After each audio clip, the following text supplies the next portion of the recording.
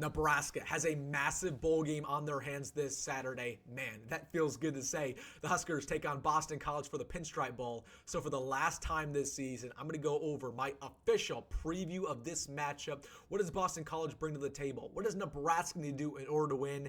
And everything else you need to know. So really quick, I am fired up about Saturday. If you are too, hit that like button. And hey, if you're a diehard Nebraska fan, you're unsubscribed, what are you doing? Hit that subscribe button. We've been blown up on the channel recently, posting daily Husker football content, breaking news, and transfer portal updates that you're going to get nowhere else on Nebraska YouTube.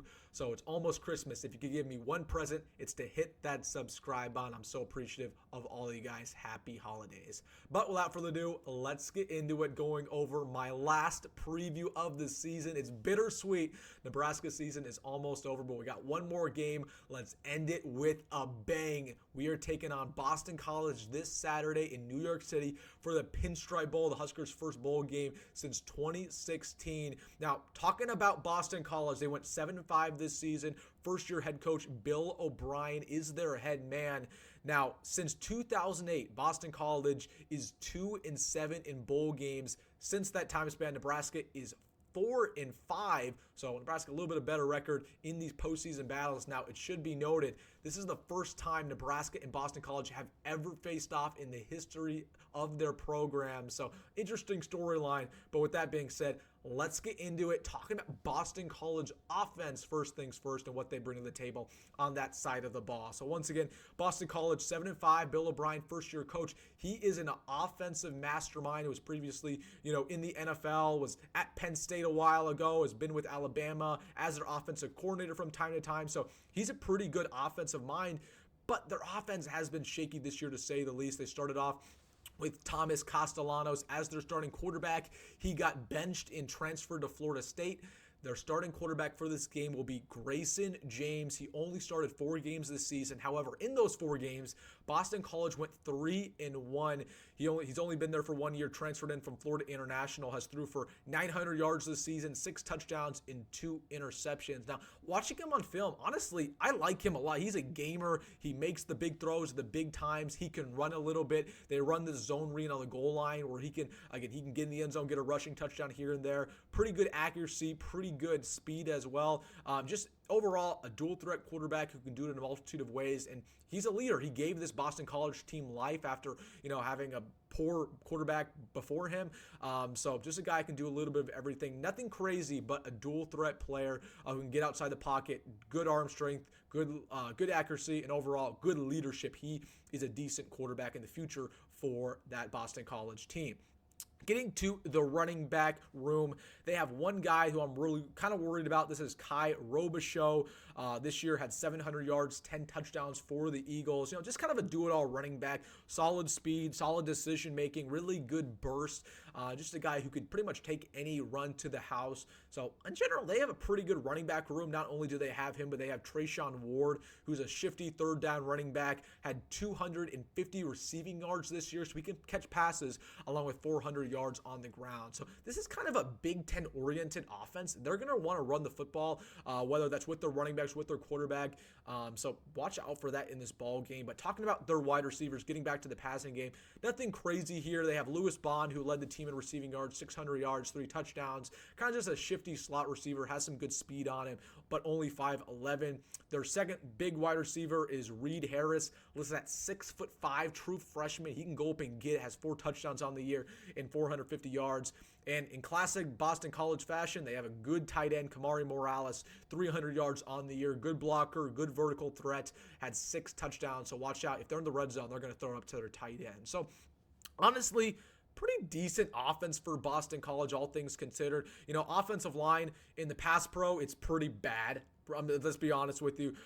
They this year averaged 2.5 sacks a game given up, so not a good offensive line from the pass protection standpoint. Nebraska, that's going to be one of their keys to the game. How can they get to the quarterback? From a running standpoint, they're about top 40 in college football, so not bad in the running game, but Nebraska is absolutely going to try to get to the quarterback and disrupt that game plan. So that's their offense. Overall, just kind of a middle-of-the-pack offense. They averaged 27 points in the game, which is 70th overall in college football.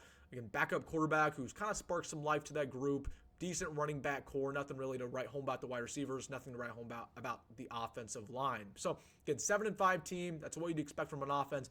Let's get to their defense because there's a lot of storylines here for better or for worse. Let's start off with the worst.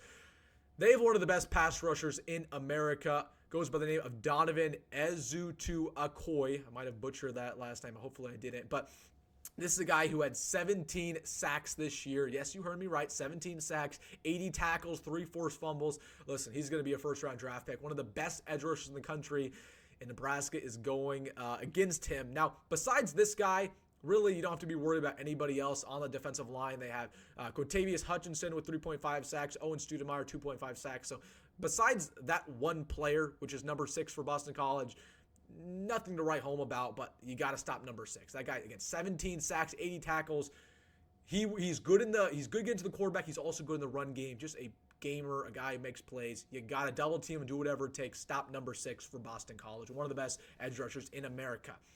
Linebacker core, again, average for the Eagles. They have their leader is Donovan Crouch with 63 tackles on the year. You know, honestly, they have a top 20 run-stopping defense in all of college football, only give up about 120 yards a game. So watch out for that. Nebraska might struggle establishing the run with kind of how poor our running back room has been recently, and Dante Dowdell leaving, and just some questions there. So definitely not going to be our game plan to run the football with how good their run-stopping defense is when it comes to that D-line and linebacker core. But you know what we're going to try to do? Air out the football. Looking at Boston College secondary, they have one of the worst DB units in the country. They have the 8th worst in Power 4 football. They give up 260 passing yards a game, which is absolutely absurd. So, again, the game plan is clear for Nebraska. You want to pass this football with Dylan Rhule. I will say this about Boston College. Although their defense, again, here's one thing. They can get to the quarterback with that one number 6.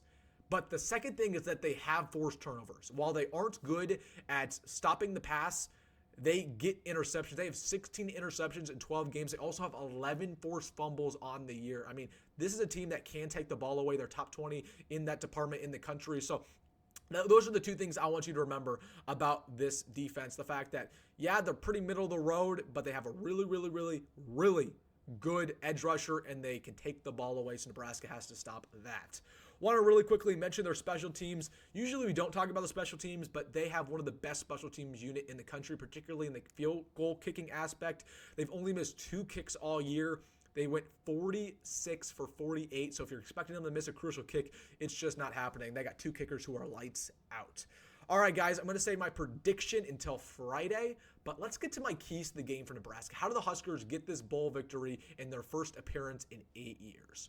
Number 1, it's simple. Shut down number 6, that edge rusher for Boston College. He's a beast. He's a first-round draft pick, 17 sacks in the season. I don't care what it takes. Chip him, block him, double team him.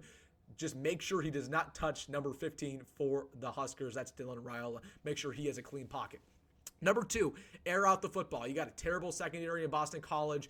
You know, Dylan Rhule has been waiting for a breakout game. Jalen Lloyd starting for the Huskers. The running back room for Nebraska has some questions. So with that being said, air out the football. Throw it a lot. This needs to be the Rhule breakout game. Number 3, protect the football. Again, Boston College takes it away. Don't throw interceptions. 2 hands on the football. Make sure you don't fumble it. You don't want to give them any opportunities, any life. Number 4, you got to limit the quarterback for Boston College. That's Grayson James. That guy can make plays. He's a playmaker. He's not the best quarterback in the world, but he is clutch, and he can get outside the pocket, and really, he got some Patrick Mahomes to him. So, listen, limit him, make them run the football, because I feel confident about Nebraska's run-stopping abilities. And then number 5, simple key, dominate this football game. Listen, first bowl game in 8 years. We're going to New York City. Let's silence the critics. Go out there and dominate, kick butt. Let's get it done. Let's have a winning season, and let's get hype going into next year. So, all right, guys, I'm fired up about Saturday. That is my preview, talking about Boston College, things to watch out for, and how we win this football game. Everybody, enjoy your Christmas. Enjoy the season, man. So, if you're unsubscribed, it would really help me out if you subscribed. We're getting so close to 10,000. Hopefully, we can hit it by New Year's. I post daily Husker football content, and Nebraska transfer portal updates you're going to get nowhere else on YouTube. So listen, if you're a diehard fan, make sure to subscribe. Anyways, let me know your thoughts in the comment section below. Hit that like button and subscribe. As always, folks, go Big Red, go Rhule, and see you in the next one.